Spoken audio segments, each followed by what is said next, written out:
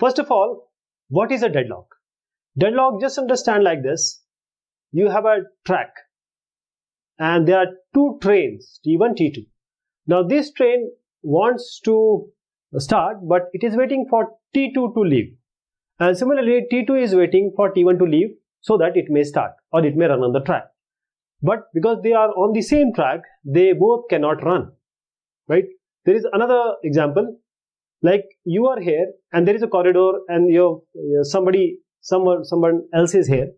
Now when you move here and there is only one person can pass, so or say two person can pass.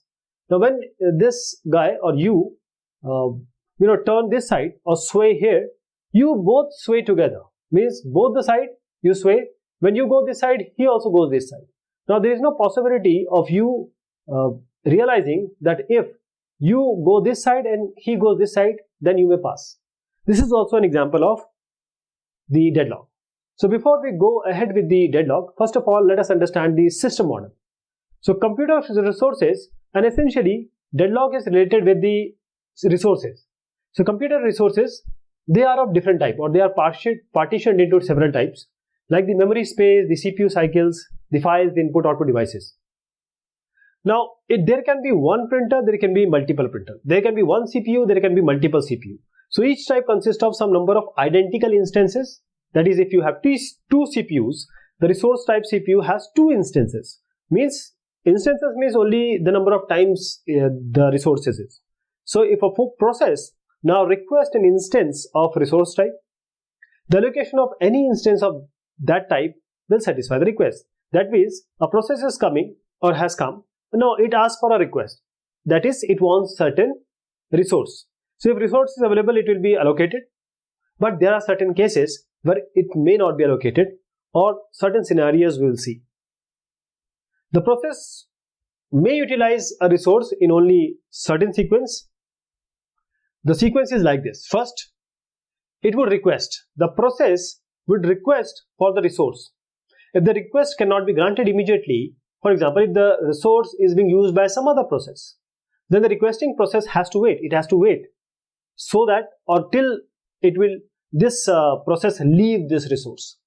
Now the usage is, now the process, when it gets hold of this resource, it can operate on this resource. For example, if the resource is printer, the process can print on the printer. Then once the work is done, it will release this resource. How to characterize a deadlock first of all? When would you say that a deadlock has occurred? When two or more processes, they are waiting indefinitely for any event that can only be caused by any one of these waiting processes. This process is waiting, this process is waiting, and both the processes are waiting for the other process to do something, to give an event or to start something, but both are waiting. So it will not start, it is waiting for him, this is waiting for him. So this is deadlock characterization. And there are certain necessary conditions for a deadlock.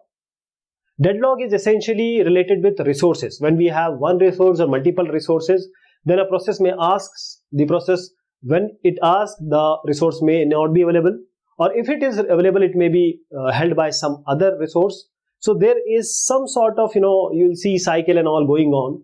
So the things are going fine, but the system is not doing any work. It is at standstill, waiting for someone to do something. Like when you are in a meeting, you are waiting for someone to break the ice. So necessary condition is what? When you talk about a deadlock, there are certain necessary conditions. The deadlock situation, if all these four, they occur simultaneously.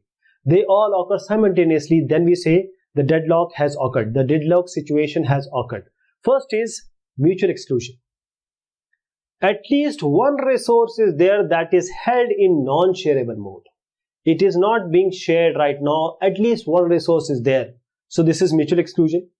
Now, a process is holding a resource and it is waiting for other resource also. It is holding it and now it is waiting for other resource also. This is hold and wait. No preemption. Once this process is holding this resource, now the resource cannot be released voluntarily. It is not going to voluntarily release this resource. It has to be preempted, but there is no preemption, no giving of resources. Circular wait. This process waiting for this process waiting for this process waiting for this process. That is, this is a set of waiting processes. All are waiting for a resource which is held by another process in this set. All these four conditions must occur together or hold together for a deadlock to occur.